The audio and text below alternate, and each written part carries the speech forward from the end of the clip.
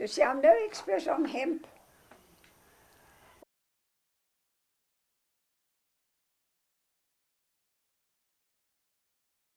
The plant has very other valuable uses, and from which wood, cloth, paper can all be made. And it seems absurd that this is forbidden, because a cheap, valuable crop which can be grown easily without any special fertilizer and doesn't need, good rainfall. And it's a very valuable cash crop. It has got medicinal uses, and I think it's been, highly overrated as a dangerous drug. Certainly not nearly as dangerous as alcohol. It's a sedating drug, rather a drug that makes people aggressive. I do think that there should be restrictions on the sale of Dagga to children under the age of 18, and also that people should not smoke and then drive, because it does have a hallucinogenic effect, I understand. But it is not an aggressive-making drug at all. And to my mind, it's totally absurd to send people to prison for being in possession of a small amount of Dagga for personal use. Now we know from medical tests that Dagga in itself is a very useful drug for alleviation of pain. Pain, for instance, of multiple sclerosis, where people go into a spasm like that, very painful. It relieves that. It also relieves the nausea, which is caused by chemotherapy.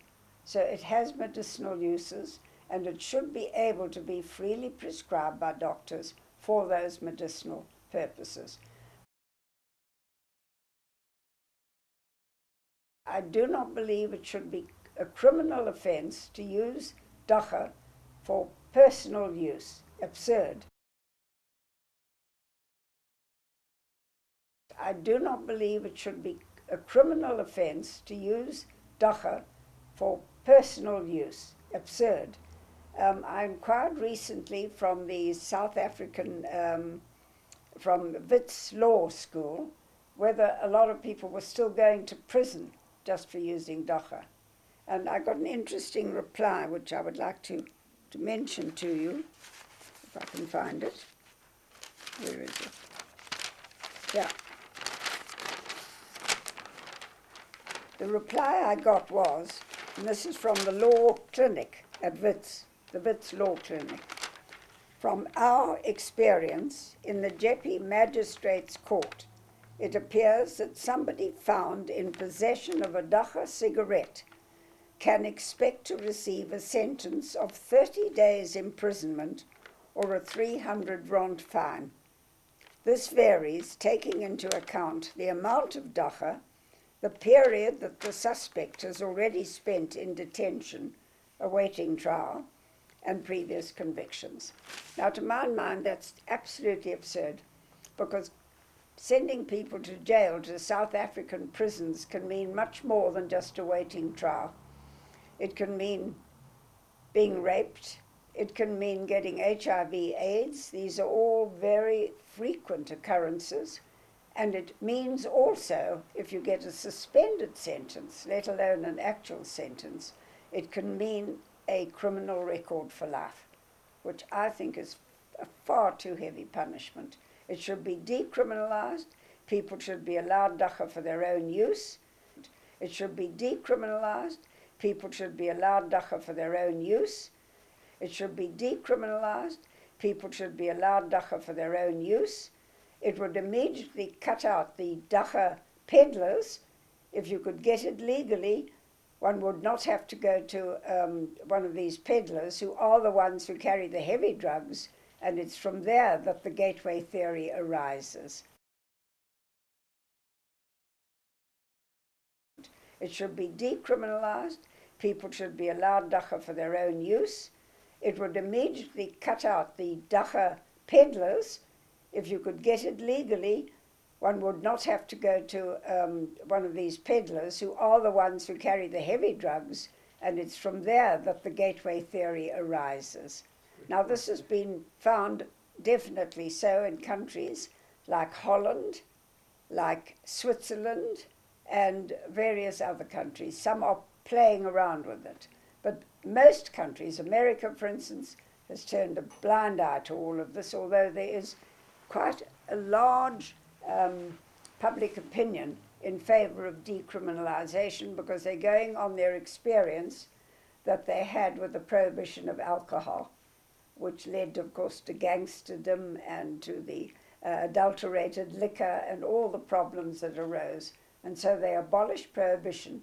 So while they still want to keep prohibition of a drug far less dangerous than alcohol is beyond me. In England, the Runciman Commission recommended that it be decriminalised.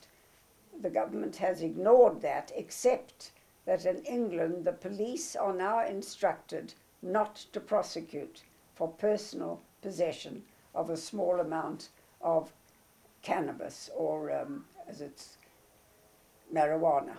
So that's already been ironed out in England. Here we have the Minister of was it Sweaty? Was it Sweaty? Yeah. Stating that the police must use every effort to curb this. The police have much more important things to do than worrying about people smoking Dagga. They should be worrying about serious crime, about the hijacking, about the violent crime that we have in this country. That is what they should be worrying about, not this. I was the only MP in 1971 who voted against the so-called harshest drugs law in the world, anti-drugs law in the world, introduced by the then Minister of Welfare, Connie Mulder. And it laid down 2 years. These were mandatory sentences. Started with the courts having the right to give a suspended sentence that was shortly afterwards removed and then had to be reinstated, the suspended sentence, because the jails were simply totally overcrowded.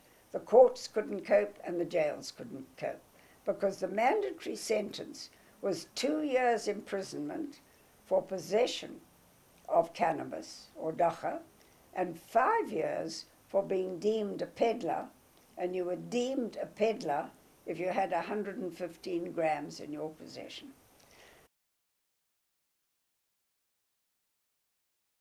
I was the only MP in 1971 who voted against the so-called harshest drugs law in the world, anti-drugs law in the world, introduced by the then Minister of Welfare, Connie Mulder. And it laid down 2 years.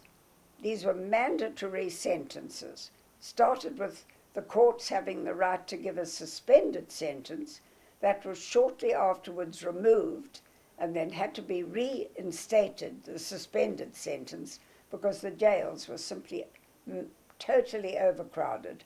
The courts couldn't cope and the jails couldn't cope, because the mandatory sentence was 2 years imprisonment for possession of cannabis or Dagga, and 5 years for being deemed a peddler, and you were deemed a peddler if you had 115 grams in your possession.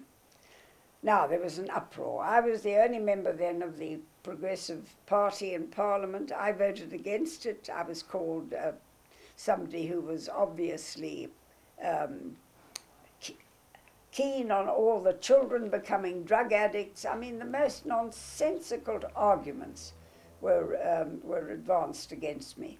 When 3 years later they had to change the Act to allow suspended sentences, I was told by one of the members who'd been particularly vindictive against me that I was proved right. So there we are. But the fact is, in our country still, it is a criminal offence and it ought to be decriminalised. Cannabis is simply a plant which has byproducts, and one of the byproducts is Dagga or marijuana.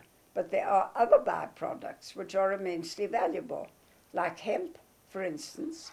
And hemp itself can be used to produce cloth, paper, and wood, at least 3 that I know of. It probably has even more potentialities, and could be used widely in South Africa as a cheap manufacturing product for those byproducts, but also is a very good cash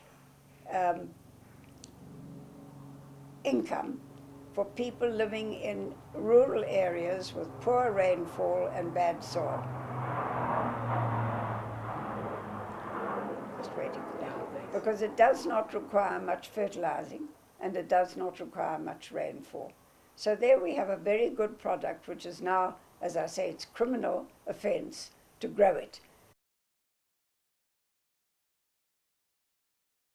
There is at the moment a test case in the Eastern Cape where people, I think it's a 3-year test case, are being allowed to grow, they say hemp, but obviously they must be growing cannabis, because you can't get hemp from hemp, you get it from cannabis.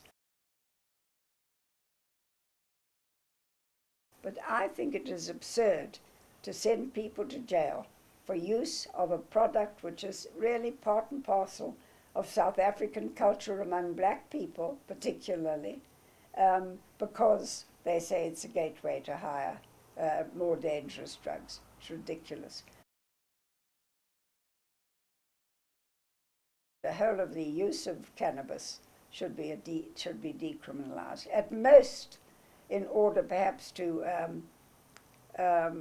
protect children and people who are particularly prone to become addicted to other drugs. It should be at most community service, not a fine, but by no means send people to jail because of the really drastic consequences of jailing people for smoking Dagga. I've got a list of very, very important people who have put their names to this plea for a decriminalization.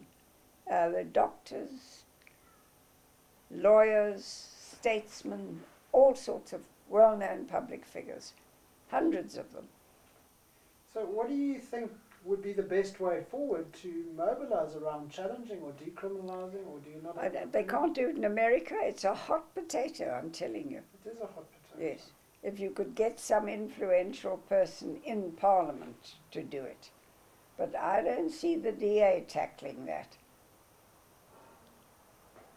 And the ANC, it's their members that were largely prosecuted over the years. And yet, they don't seem to have taken a stance. No, well, they're all scared to touch it. A good thing to have a cheap product which could be used for building houses, obviously. I don't know why they ignore it. It entirely arose from the fact that blacks enjoyed smoking Dagga. And I mean, in Natal, all the hills are covered with cannabis. And Transkei. You know, it just is a cultural thing, as drinking alcohol is with whites. So I don't think it had any racist slur to it. But you see, people became afraid that if blacks were using Dagga, they would be mad and go out and slaughter people. It's a ridiculous punishment for really a minor. I mean, I've had women now, I've had 2 or 3 interviews with SABC, Timber DC and so on. And the fury of women when I say that it should be, decriminalized. You talk like that, you can't have had a child who's